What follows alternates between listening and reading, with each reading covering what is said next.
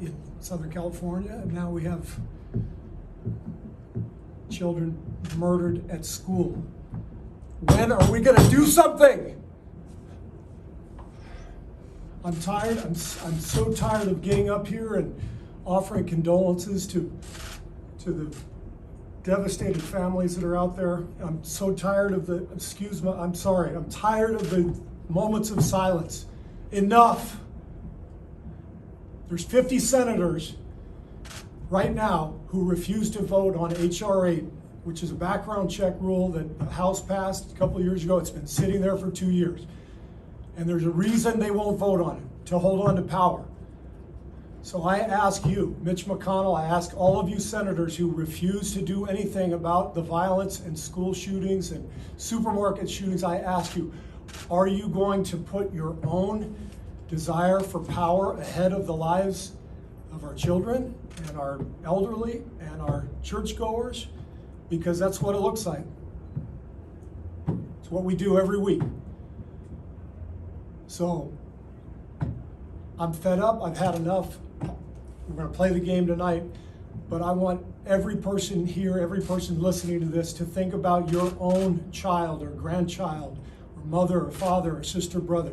How would you feel if this happened to you today? We can't get numb to this.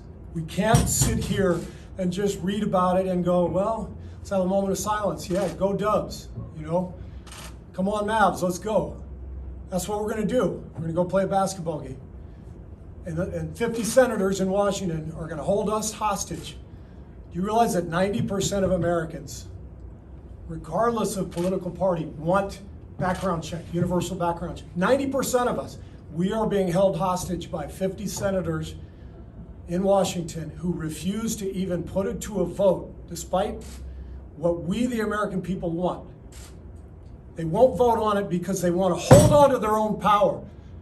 It's pathetic. I've had enough. This is Steve Kerr, the coach for the Golden State Warriors, and first of all, good on him for using his platform, one that ostensibly has nothing to do with politics, and for making sure that people know what's happening and why it's happening. Good on him for reaching an audience that may not be immersed in the day-to-day BS of Washington, D.C., and opening more people's eyes to what's going on and who is at fault. If everyone across every sector did what he did, we'd be a hell of a lot better informed in this country. In fact, Steve Kerr is doing more than the people whose actual job it is to fix these problems. And that's because Republicans have decided that it's more important to kowtow to the gun lobby than actually take any semblance of meaningful steps toward addressing gun violence. And for anyone who thinks it's because it's just too hard to pass anything, just remember, Republicans passed Don't Say Gay laws immediately when they felt that gay people were a threat. Republicans passed anti-critical race theory laws immediately when they felt that critical race theory was a threat. Republicans passed anti-trans laws immediately when they felt that trans students were a threat. Republicans passed book bans immediately when they felt that certain books were a threat. Republicans act immediately when they think that something poses a threat, meaning that if they wanted to fix these shootings, they would. They are choosing not to, making the conscious decision to defend the status quo. So for any Republican who bristles at even the notion that they would want these shootings to continue, to that I would ask, then why aren't you doing anything to stop them? And by the way, it's not like there aren't fixes. Like Kerr mentioned, pass H.R. 8, the Universal Background Checks Act, a bill that has 90% of support across America. When you have 90% of Americans who support something and yet 0% of elected Republicans, that is a broken system. That is a system beholden not to the constituents, but a gun lobby that funds their re-election campaigns.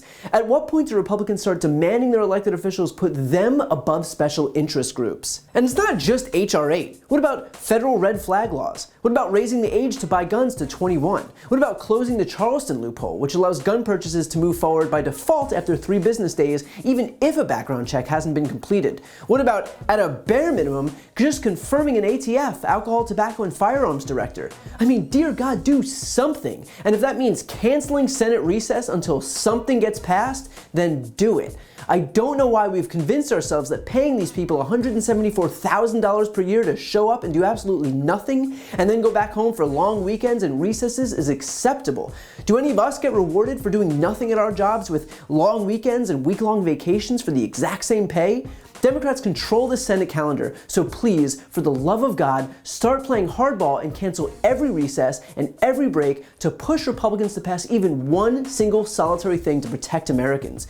Because I think we'll all be shocked at what the GOP will suddenly find it in their abilities to accomplish when they themselves are even mildly inconvenienced. And if Republicans continue to refuse to engage, continue to refuse to pass even a shred of meaningful legislation, then I hope that Americans across the political spectrum see that.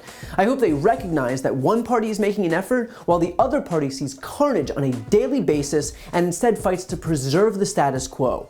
I don't think a single American out there wants to see another day of mass shootings in this country, so they shouldn't accept the GOP's refusal to do anything to stop it either. To see more videos like this, click the subscribe button right here on this screen. And to support my work beyond that, check out my podcast, No Lie with Brian Tyler Cohen, where I cover the week's most important stories and interview the biggest players in the world of politics, including President Biden, Kamala Harris, Pete Buttigieg, Elizabeth Warren, Katie Porter, and so many more. The link is also right here on this screen. And finally, to take action yourself and sign petitions on the most important issues, go to briantylercohen.com/petition.